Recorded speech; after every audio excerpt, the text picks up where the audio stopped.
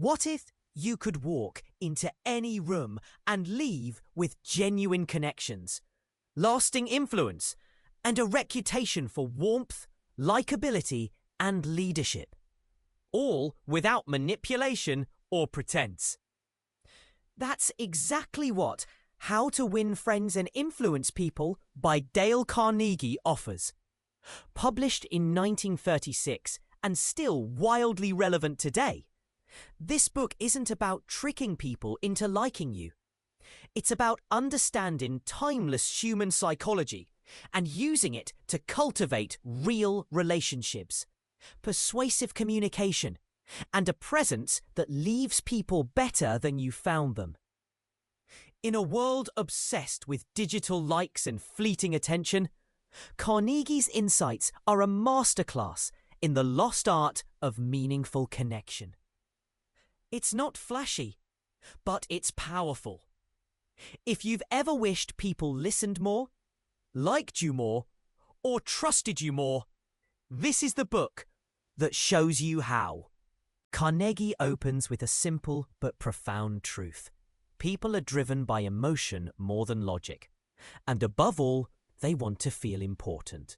Not in a narcissistic way, but in the deeply human sense of wanting to be seen, valued, and respected. If you can give people that feeling, if you can genuinely make them feel important without faking it, you'll be remembered, trusted, and welcomed wherever you go. Carnegie makes it clear that the root of influence lies not in being impressive, but in being interested.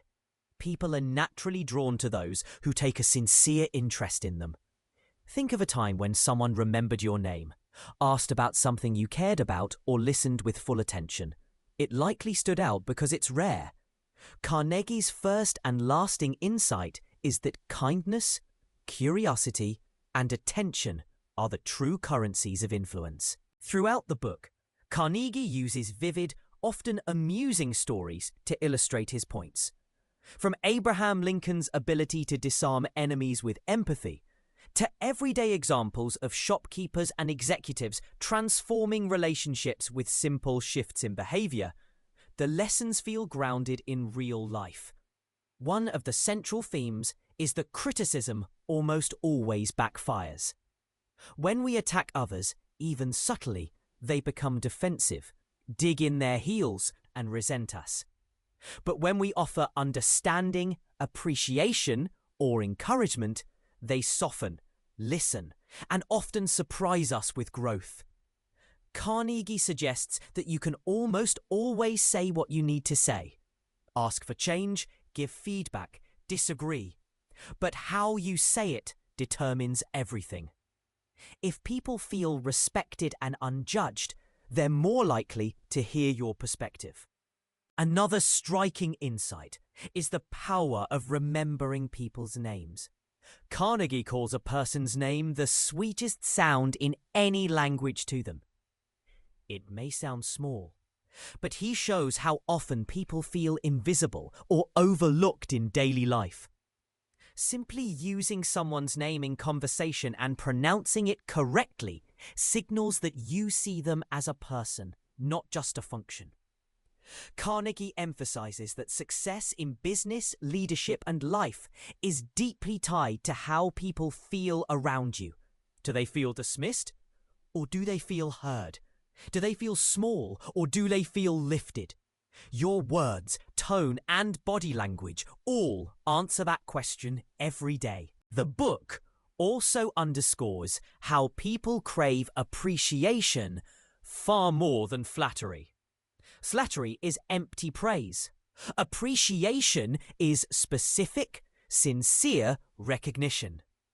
If you tell someone, "You're so smart," with no context, it feels hollow. But if you say, "I really admire how calmly you handled that tense situation," it feels authentic and encouraging.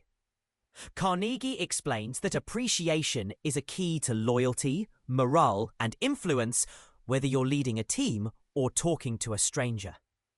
When people feel appreciated, they do more, care more, and remember how you made them feel. 1. Of the most memorable parts of the book is how Carnegie breaks down the art of conversation, not by talking more, but by listening more. Most people go into conversations trying to impress or assert themselves. Carnegie flips that entirely. If you want to be interesting, he says, be interested. Ask questions. Let the other person talk about their passions, goals, or challenges. When you truly listen, not to reply, but to understand, you create a space where people feel safe and valued.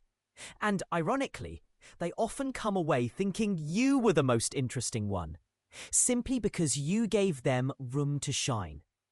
This dynamic is powerful in sales, networking, leadership, and even family relationships.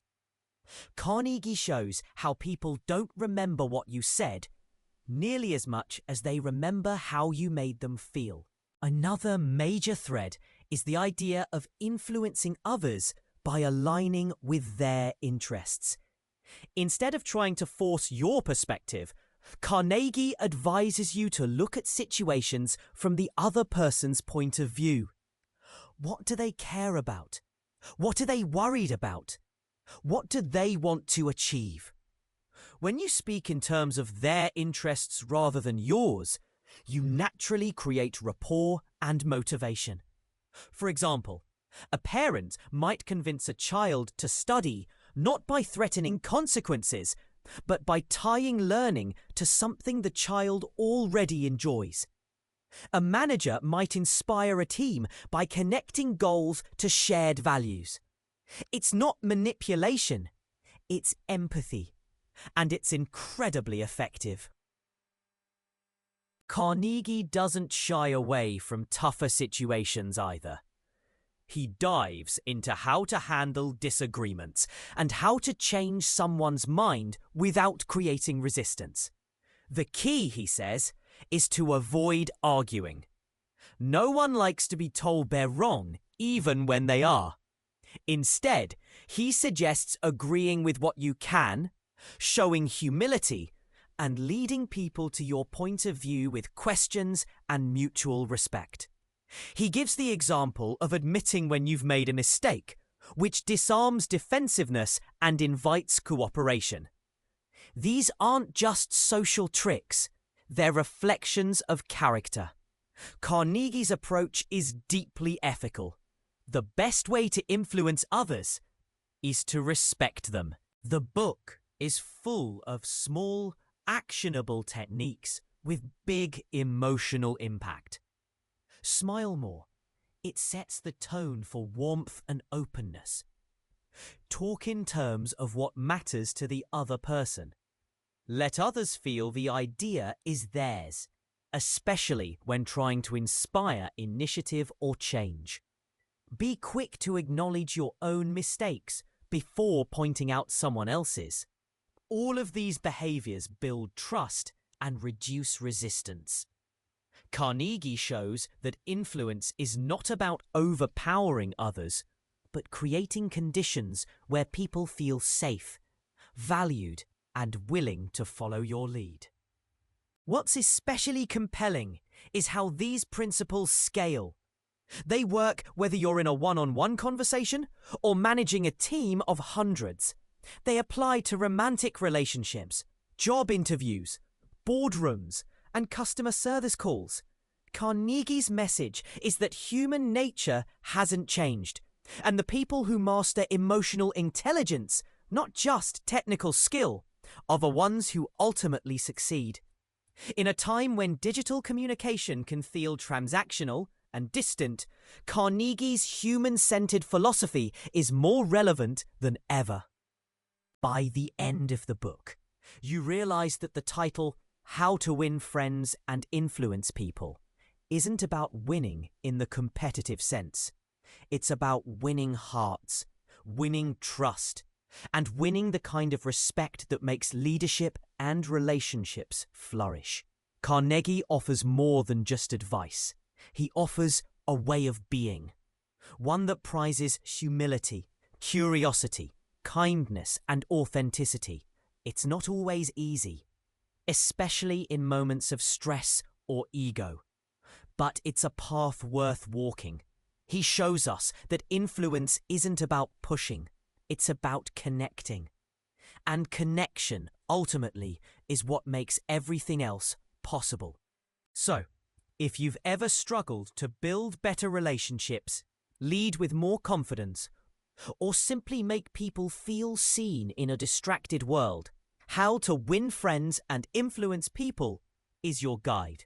It's not a shiny new formula. It's timeless truth delivered with clarity and warmth. Carnegie doesn't just tell you how to get ahead. He teaches you how to bring others with you. And in doing so, he lays the foundation for the kind of success that's not just measurable, but meaningful.